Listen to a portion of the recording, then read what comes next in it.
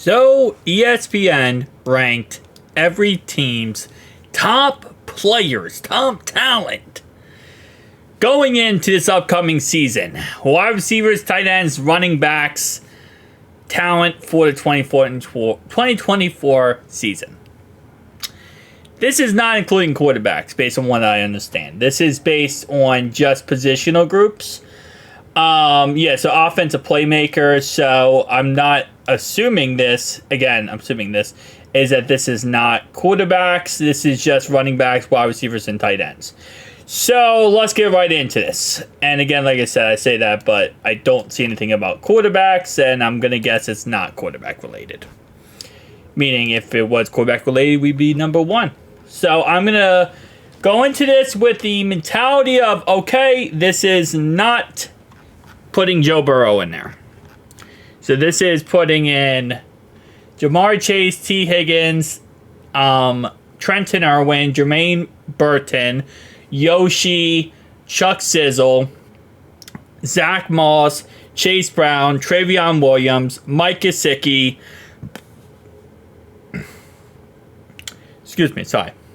Tanner Hudson, Drew Sample, Tanner McLaughlin, Eric All.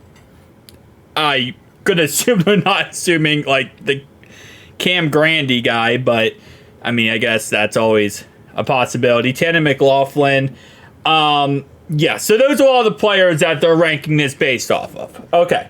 So Chargers are the worst, which honestly makes a lot of sense, let's be honest, because they kind of got rid of the whole entire receiving core this offseason. And they also got rid of their starting running back. So I think the Chargers are in a weird spot because obviously they now have the coach that can go win them a Super Bowl with Jim Harbaugh. So, Jim has never won a Super Bowl. He's won championships, but he lost to the Ravens in the only Super Bowl he's been to. Nonetheless, though, I think that over time they're going to get a lot better ranking-wise. But last year they were ranked 5th, the year before that 6th, and now they're ranked 32nd. So Patriots, they're another team where I feel like they're just in a rebuild.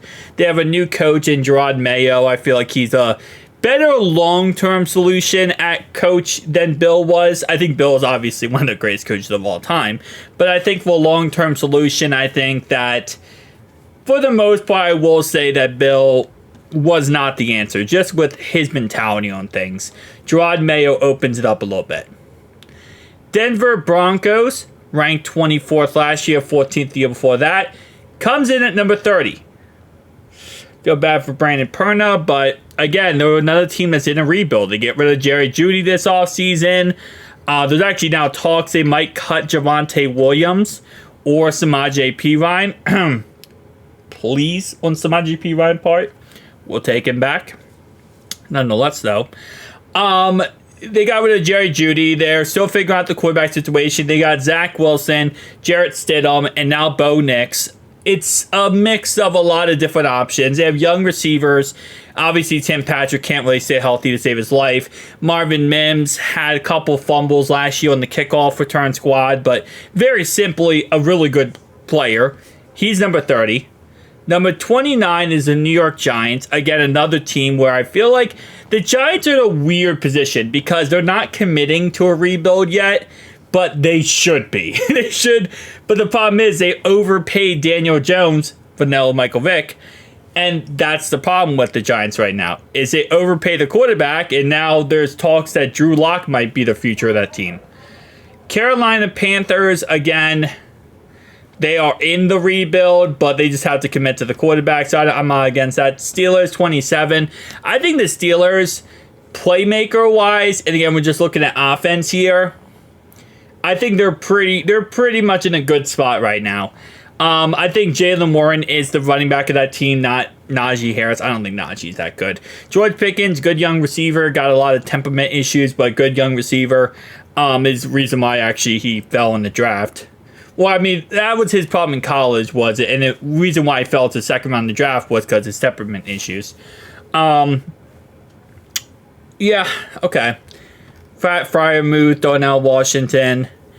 Commanders, again, another team in a rebuild. Saints, they're kind of in a weird mid spot right now, but they have a very winnable division. Bills, they had to get rid of a lot this offseason. They had to just unload. I mean, salary cap can only let you do so much. Raiders, they don't want to be in a rebuild, but they're in a rebuild type of rebuild.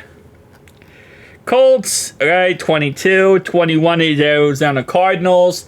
If we're not top 10, man, I'm gonna, I just know we're not gonna be top 10. ESPN never does us any favors. They never are positive toward us. So there's no way we're top 10. Cleveland Brownies, I would put the Brownies, Jerry Jeudy, Amari Cooper, Elijah Moore. They also got, is it Cedric Tillman, I believe? David Njoku. Obviously, Nick Chubb, one of the best in the league. Jerome Ford, who a lot of people tell me he's really good. I would put the Browns higher. I think the Browns should be higher than 20. Like, I think the Browns should be higher than Tennessee Titans. And don't get me wrong, I still like the Titans roster. They got Tyler Boyd, they got Calvin Ridley, they got Tony Pollard now. They also picked up... Actually, no, never mind. John U. Smith went somewhere else. They used to have John U. Smith, actually. Cowgirls, 18. 17, the Green Bay Packers. 16, the Jacksonville Jaguars. 15, the Baltimore Ravens. I'm surprised with how ESPN usually does their rankings. They usually absolutely milk the Ravens. Like, that's usually their bread and butter. They like to put it in the post. They like to talk about it. You know, that's their butter.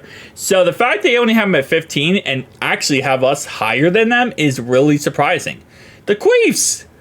How are the Queefs number 14? Like, don't get me wrong. You know, we're not talking about quarterbacks, okay? We're not talking about quarterbacks. Kelsey, one of the best tight ends in the game, okay? Easy, bar none. Outside of Kelsey, though, they do get... Well, Rasheed Wright's going to be suspended, obviously, but never mind. They did get Xavier Worthy. He's pretty good, actually. And Marquise Brown isn't half bad, so I guess never mind. Buccaneers, okay, Jets, and then they have us at 11. Last year at number 2, the year before that at number 1. So, Joe Mixon dropped us 11 spots. No, I'm just kidding. Okay. I disagree with this, but I just want to see who they have above us at this point. Come on now. Come on now.